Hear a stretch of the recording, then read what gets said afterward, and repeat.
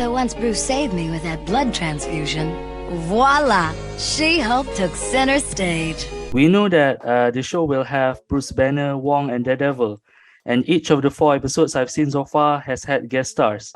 Can you confirm if there will be guest stars in every single episode, and why you followed this approach with She-Hulk?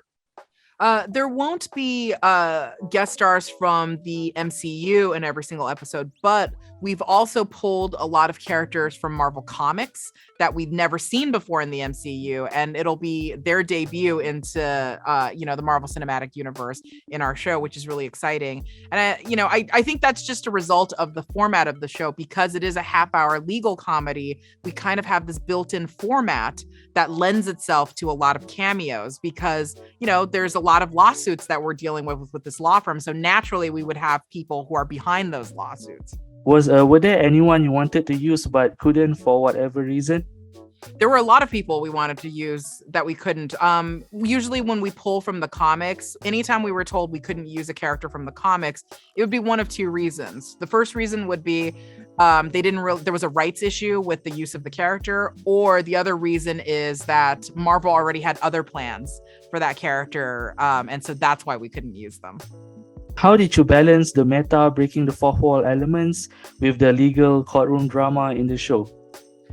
Well, for me, the most iconic run of She-Hulk in the comics is the John Byrne run, where she first started breaking the fourth wall. And that run was what made me fall in love with the character from the comics in the first place. And so it just felt like a very foundational, essential part of this character, and that, it's inextricably linked. So I don't think there is any scenario where I would have done a She-Hulk show and not done the fourth wall breaking, because to me, that was just such a strong part of who she was.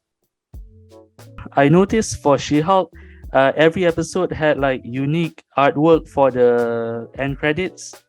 Can you tell us more about what went into the design of this artwork and why you followed this approach?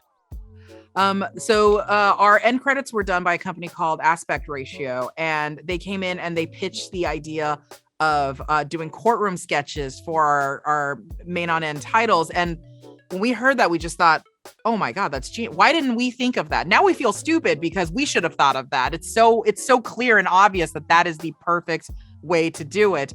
And then they said, we can, if you want, do some bespoke custom images for each episode. And we thought, oh, that's wonderful. So our rule for doing it was that you would see, things in each that you didn't really see in the episode. So either there were extensions of things that had already happened in the episode, or it would fill in, the blank of giving you a little extra bit of detail about something that happened off screen.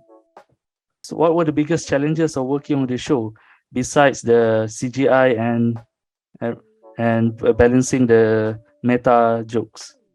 Well, being part of a connected cinematic universe where everything you do and everything that all these other movies and shows do kind of affect each other, you always have to be aware of that. And so it's a lot of asking about things, asking for the boundaries of what you're able to do, and oftentimes wanting to do something and then being told somebody else is already doing it, so you can't. So all of that, is just a very tricky path to go down. And of course, Marvel is just a huge machine, and they've created their own system of doing things, and you really have to just be okay with doing things their way.